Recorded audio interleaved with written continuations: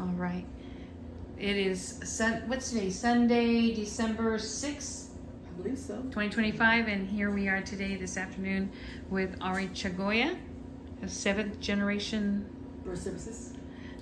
Jennifer Alvarado. Luna Wood. And today's topic, we're talking about doulas. Doulas that will help us through the cycle of life and not life, the afterlife per se, and that journey that folks go through, and why it's important to establish those, or I don't know, communication or education, or what are we doing on Tuesday? We're the señoras in the village that help women deliver their babies. That's what we are, among other things. We also do like community resources. We might as well be psychologists because we do a lot of emotional work with our clients or people. And what's different about us is that we try to bring the tribal back into the hood. And so we're trying to keep our indigenous ways, our traditional ways. How long have you been working at this? How long have we been doing this for? A long time, right? Long time.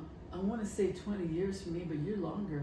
30 plus years. She's the one that got me started in being a doula. I never would have been a doula, probably not. So we're talking in the 1990s? Yes, Yeah. 1990s. Wow, that Yeah. was, I mean, back to the last century. Yeah, The 1900s, right? 1900s. When no one She, knew what it a was in the doula 1900s when she doula services. Yeah. So, what created that journey for you? That path? How did you find your niche here in the west side of San Antonio? Well, I started out doing massage therapy. And so I started working with pregnant women, and the women started inviting me to come to their births. I didn't even know what a doula was. I thought, this occupation picked me, I didn't pick it. And then I was also connected to my great grandmother, who was a doula, and she actually she left that tool to me when she died. That was a gift that she gave me, and I was there when a friend of mine passed. I was there when another friend of mine passed. His grandmother passed, and they wanted me to be there to support them. So I always ended up in birth and death, or afterlife. Transition, whatever. Transition. Because we already Yes. got cut off from Facebook for saying the DEATH word. Yeah. So the afterlife. So we're talking, and so then, so you became on this journey, and then how did your paths cross with Ari? I met Ari at the Sacred Hoop Healing Center. Right? No, it was called the Living Well. The Living Well, It was yes. Living Well. the And I was Living working Well. there, and she came to a acupuncture community. It was during the time of AIDS. God, was it during the time of AIDS? 90s? 1900s. Yeah. And so we had a AIDS alternative healing center, and so I was working there. God, I guess I've been doing this work a long time. Now, Yeah. So, and I was need of healing. So, this health center had access to all these alternative healers. So I was working there, and then Luna came for something, acupuncture or I something. came for a poetry reading Or or something. acupuncture or something. One of those. So I met her, and I was 33. I'm 65 now. So I was 33, and Luna was barely 23. And I remember writing in my journal, God, I really liked Luna and her boyfriend at the time. And I was like, God, I hope we can stay friends. So we've been friends like, I don't know, 30-something 30 years. something years. So, yeah, but I still never would have thought that day I would be a doula or whatever I'm doing now, even massage. and I know Jen, you came into this little circle here, which you're a sobadora, and how did that come about? Is it something that you were taught, or did it something you seek, or did it find No, you? it found me through Ari. She's tricking me to going into these spaces to go with me. Go for what? You want me to be their doula? And to me, I'm thinking, what? For what? To help her have her baby. I was like, she's gonna have the baby whether you're there or not. In my mind, I couldn't wrap my mind around it. And then when I saw her doing it, I was like, oh, that's what a doula is? She goes, yeah, and I just thought like, wow. So I would help her by like carrying the massage table, or like just being there with her while she's doing her work. Mm-hmm. And then that was that. We went to quite a few of those. We traveled. And then I became a doula. I've been a sobadora, right? So the friend of mine asked me if I would come and work at the birth center. And so I did because of Luna. She was skipping out or doing her thing.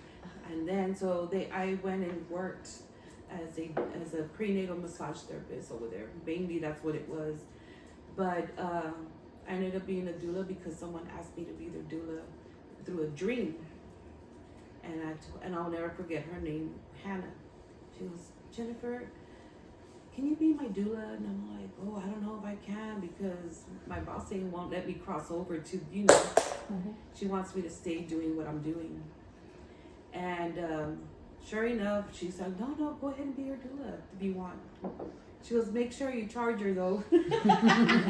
Charge her good or whatever. I'm like, what? And I'm thinking like I was just gonna do it for free, but anyway, so I ended up being a doula like that.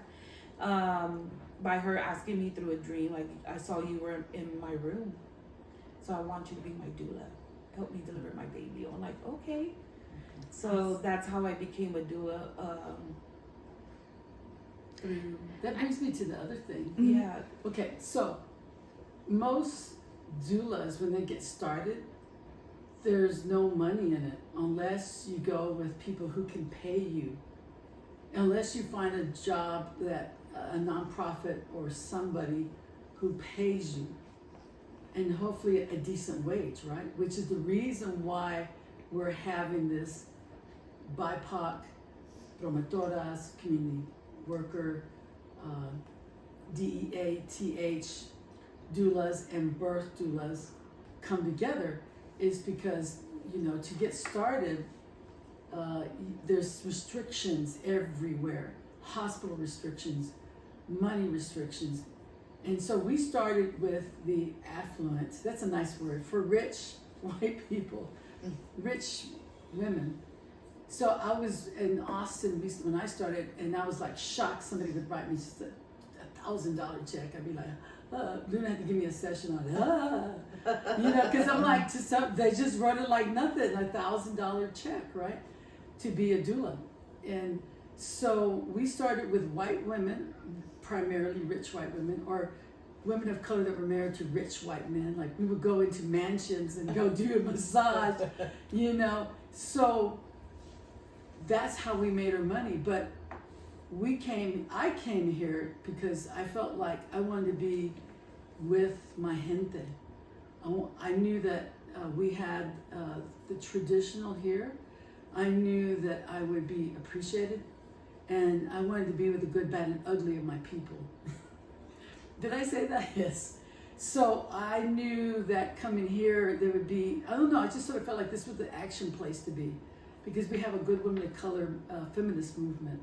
And I use that word feminist because I'm from the 1900s. But however, there's another level that's not, there's also white feminism, but I think women of color feminism is a whole other onda. So we started with white women, but that's not who we really wanted to bring our services to. So we contracted with American Indians of Texas, and we started our program there, very nuts and bolts. And I will talk about that at that meeting. If you come to the meeting, I will tell you the story, how we started. And we saw over the 7 years quite a bit of And people. when is the meeting? The meeting is Tuesday, it's this Tuesday, December 9th, 6 to 8 p.m. It's on Facebook. If you want more information, call me, Ari, 210-885-6093. And what are we going to be talking about? We're going to be talking about this kind of stuff. We're going to be talking about spiritual stuff. We're going to be talking about oppression. We're going to be talking about our work situation.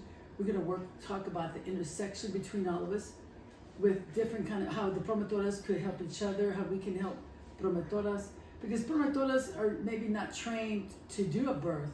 So you might encounter a birth, and then you'll have to, anyway, we'll talk all about that on Tuesday at the Zoom meeting, and then... And we'll be right back. We're going to take a quick break. We'll be right back.